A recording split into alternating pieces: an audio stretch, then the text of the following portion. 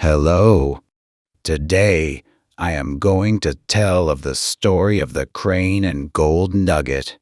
If we go to the right from the terrapin fishing place of the Cheonji side, we will find a hill of 4 or 5 meters not far away.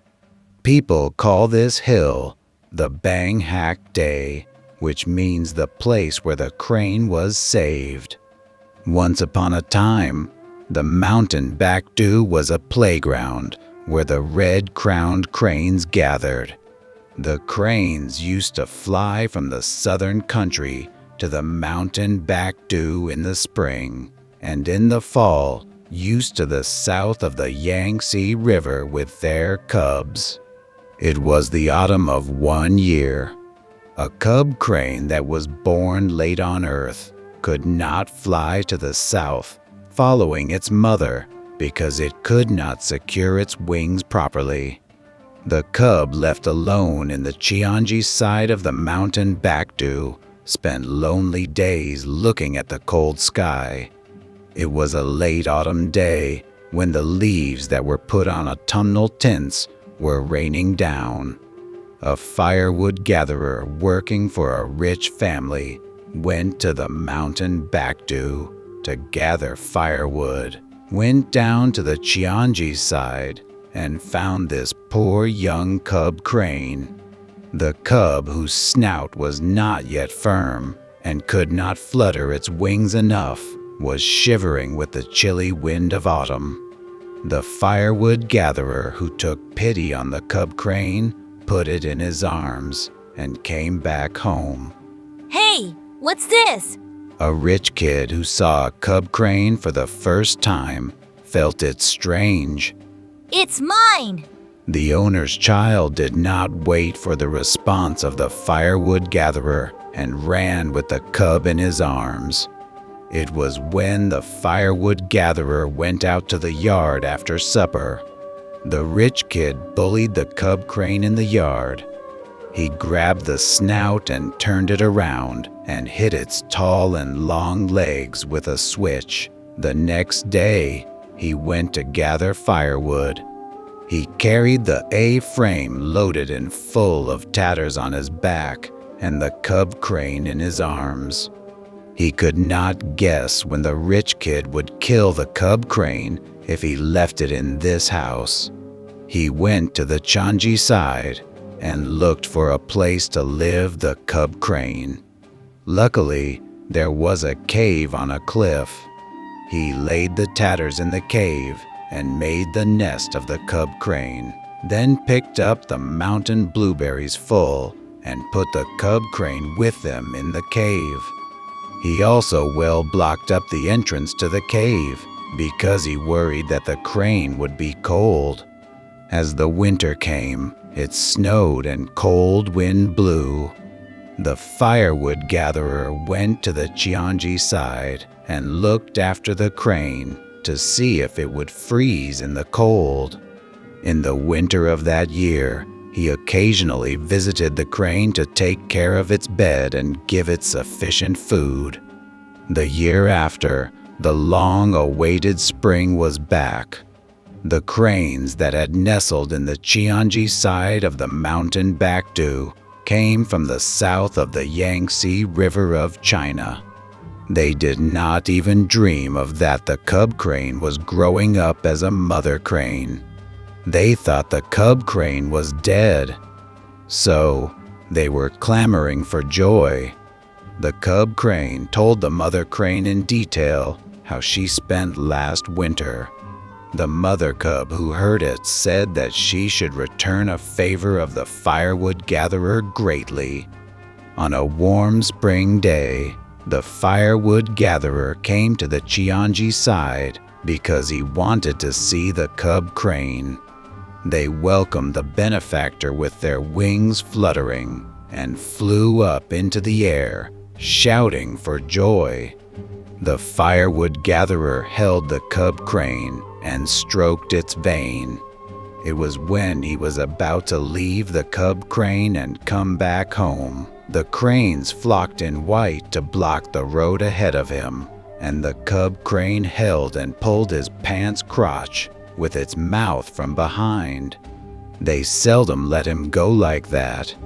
He stepped backward along the way. The cub crane dragged him. When the cranes reached the hill in which the cub crane had been wintering, they no longer blocked the road ahead. He thought it strange and looked into the cave. In the cave, there was a pretty and attractive pile of gold nuggets. Each was about the size of an egg of the crane. Huh. They talked to me to take this with me. He muttered to himself such this, took out a gold nugget and keep it in his arms. The firewood gatherer, who came back to the rich house, offered a gold nugget in front of his master and asked him to settle accounts the debt. No, you guy, you've the big gall. From where did you steal the gold nugget? Could you settle accounts the debt through that theft? No, it's impossible. Tell me the truth. Where? Where did you steal it? If you do not tell me the truth, I'll report you to the authorities. The master was making his own face pale and red alternately while he severely threatened the firewood gatherer. So was embarrassed considerably the firewood gatherer. This isn't the stolen gold. Then, where did you get this? I'm not gonna tell you that. What? You won't tell me? You'll be sorry for this. The rich man let the firewood gatherer go back and immediately went to the head of the government office. The head of that office, who was informed of gold, became deeply interested in that information. Really? Let's go and take a look at it. They scurried to the rich man's house. The head of the office scolded away the firewood gatherer severely. Do you have a gold nugget? Show me it! The firewood gatherer shuddered with dread and put out a gold nugget. Where did you get it? If you don't tell me the truth, I'll put you in prison for the rest of your life.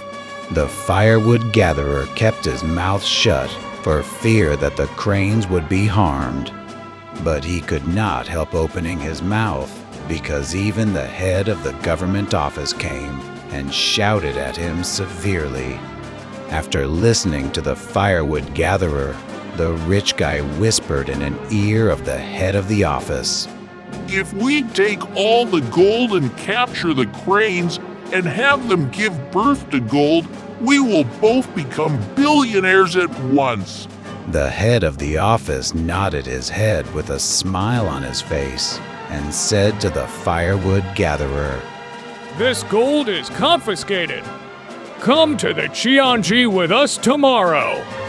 If what you're saying is true, I'll give you back this gold nugget. And if what you're saying is a lie, don't think you'll survive.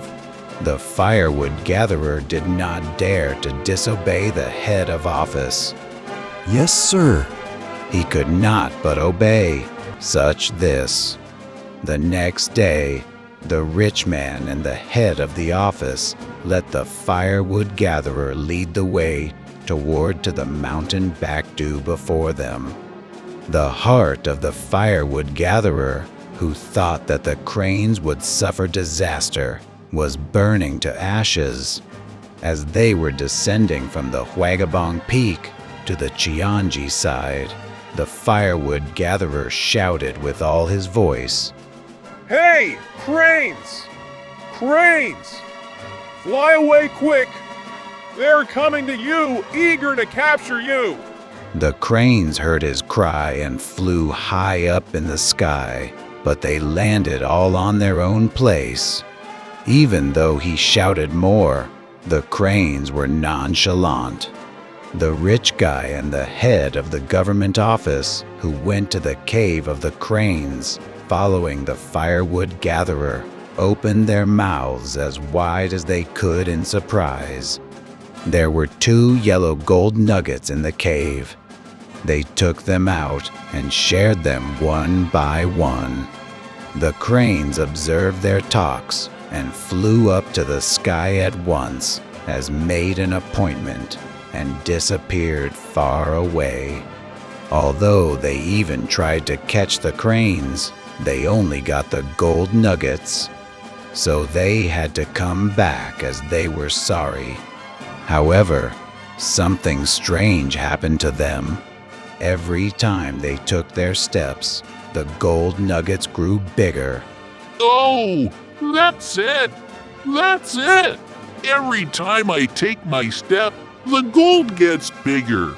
The rich guy was excited with joy, and the head of the government office also agreed with him as he opened his mouth as wide as the wooden dish. So, does the mine. It was when they climbed halfway up the peak. The gold was so heavy that they had to carry it on their backs. They took off their clothes and wrapped the gold with them and took it on their backs.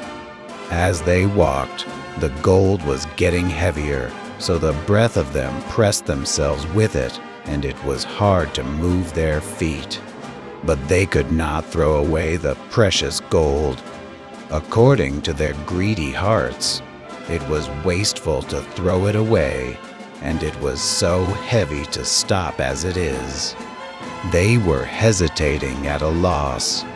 They ended up falling down on the ground and became that in the state of being buried under the gold. No matter how hard they tried to get out from under the gold, they could not make it. The more they moved, the bigger the gold became, and both of them were crushed to death by the gold. As they died, the cranes flew back. After that, the firewood gatherer went to the other countryside with the gold nugget that the cranes gave him, built a house, bought a field, married, and was blessed. People called the cliff in which the cave of cranes had been the Bang Hack Day, because the Bang Hack Day means the place where the crane was saved